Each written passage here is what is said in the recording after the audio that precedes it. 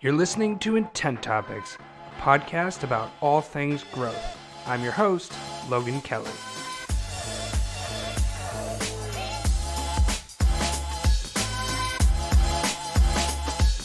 Hello, everybody. Thank you for tuning into Intent Topics today. Today, I have a special guest, Leahanne Hobson from Alinea Partners. Leahanne, thank you for joining us today. Hey, thank you, Logan. Great to be here from Vienna. Vienna, yes, it's exciting. This is like international guest today. So, Leahanne, tell us a little bit about what you're working on right now. Yeah, sure. We are a global B2B secret shopping agency. So we are working on what we do all day, every day, and that is secret shopping in the IT and telecommunications world. We've just crossed over and have done over 700 globally in the last couple of years. Yeah. That's fantastic. So this is an exciting one. I think you've done a lot of great work. There's a lot of great case studies and blog articles on your website. So, I just read a Bloomberg article where a president of a large hotel organization said he believes business travel will go back to what it was in 2 to 3 years, and he sounded optimistic, which is crazy. So we've all made adjustments to our businesses to navigate this short term. But if we're looking at even a year or 2 or 3, that's going to fundamentally change how a lot of IT, telecom, tech companies sell. With that said, alignment from marketing all the way through to sales and everything that supports it is not just going to change. It's going to become so much more important. So with what I just said, it's nothing new, but understanding how to execute and understanding an idea at a conceptual level are two totally different things. So I'd love to get a little bit more weeds in the conversation for you or with you here. I obviously see a lot of misses when it comes to digital presence and sales process. So talk to me about some of the steps that leaders should be taking to, quote, get their house in order. Yeah, sure. I think what we're seeing is a natural tendency to go out and do a lot of demand generation in order to compensate maybe for missed pipeline opportunities that have paused or closed down, or industries that have just closed. I mean, we do a lot of work with Motorola Solutions, for example, and they provide walkie-talkies for events. So all of their partners globally were out immediately looking for other lines of business, be it other industries or other types of clients, just as an example. Where other companies are doing really well, like Microsoft, who we also work with, are, software and using software remotely, they're doing quite well. But regardless, the natural tendency that we're hearing, and we talk to about 100 different companies a year, is that everybody wants to spend a lot of money on demand gen, which that's a good thing. You want to build the funnel and you want to close that business. But what we're really cautious about is the companies that want to do that without performing any kind of a health check. So, for example, a good number of those companies, 700 companies that we've assessed, do not have any case studies on their websites of any way, shape, or form. And we know that today's pre-COVID-19, during COVID-19, and post-COVID-19, we will ask people in the industry, our friends, our family, people we trust, who did you buy your software package from? And that's who we pay attention to. And TripAdvisor, since that's come about and been so popular, everyone wants to know what other people think before they purchase a service or a product. Yet we're hiding a light on things like case studies. Other areas that happen much too often are contacts. So I go to your website, my buyer starts to look around, they're interested, maybe they have a question, chat doesn't work. Or they send something through to email or website form, never get an answer.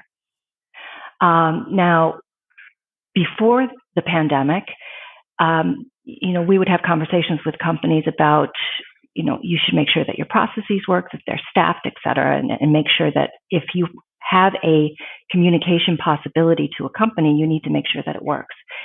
During the pandemic, a lot of these customer service or, frontline sales have gone remote.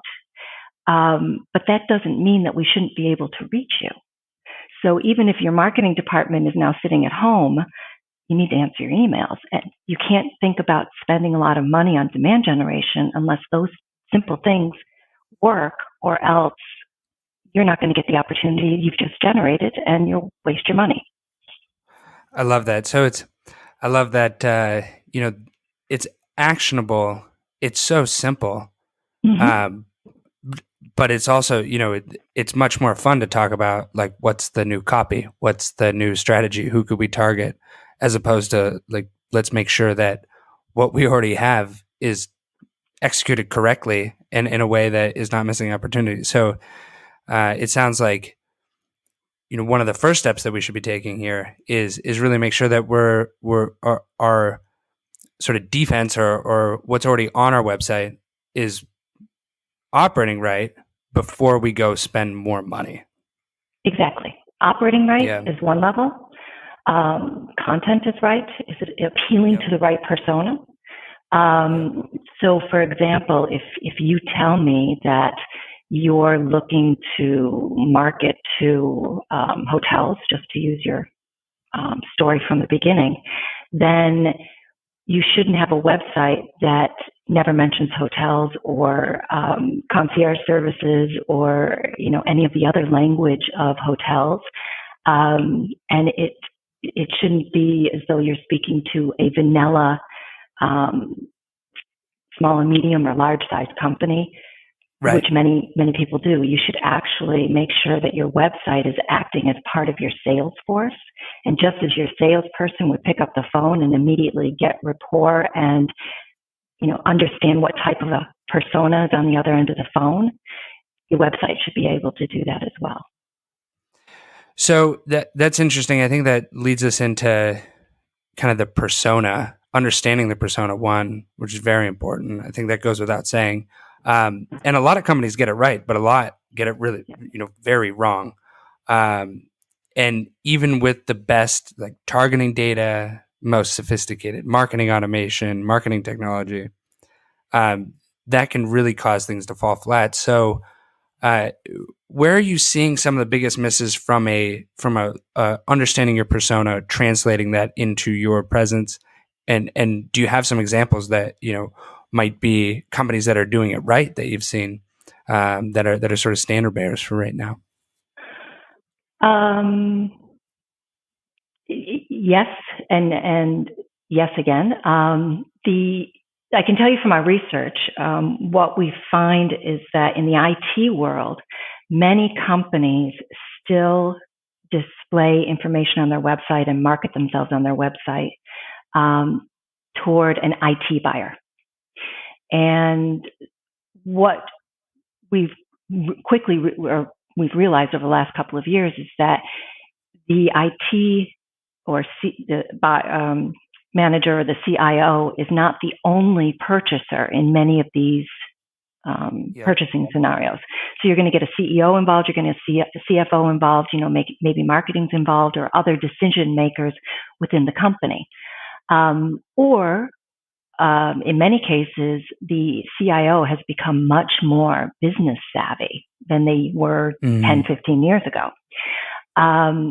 So if you're simply selling, let's say, Azure, mention one of our clients, as Azure, then you are more likely than not just selling to somebody who is technical in nature and knows what Azure is, versus someone who is thinking about the business outcome and would much more be interested in having you come and talk about security. Oh yeah, by the way, it's Azure. And what we see on a lot of websites is that, they're leading with cloud. We're the cloud company, or, we sell Azure. And today that's not enough of a differentiator, one, because everybody says that. And two, it's clearly not showing that they're adaptable and able to have a C-level conversation from what's on their websites. Who's doing it well? Putting GoDaddy does it well in the space that they're in. A company in the UK called Wirehive does it very well to partners as well as end users. They're interesting because they were a marketing agency that added Azure and then morphed into a partner for many other companies, and they do really good business analytics and such, very specific to the UK. So really making sure that the content on the website and what is being asked of that person or being sort of presented to that person is not necessarily for the IT role, but really for all the decision makers, all the stakeholders who might be needing to get some information before they say yes or allow something to progress. Exactly.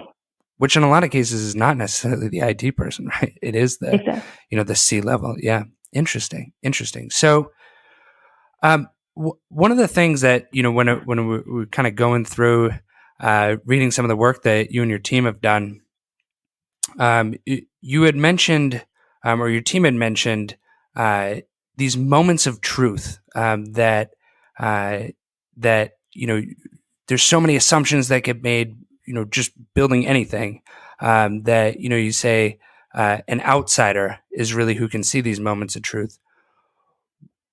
What does that mean? And maybe how at a high level, what are some things that businesses might be able to look at on their own digital presence that might be some of these moments of truth that we're all missing? Sure. Just to clarify, our secret shopping goes beyond the website. We are unique in that we also look at the sales process and the buying process, the onboarding, getting started, and customer service. But regarding that website piece, there are, I think what Christian from my team who probably mentioned is, a moment of truth is, when we decide to either stay on your website or go. And it could be one thing that happens, or it could be, 2 or 3 of these things happen and then it's enough and we leave. So an example could be a broken website.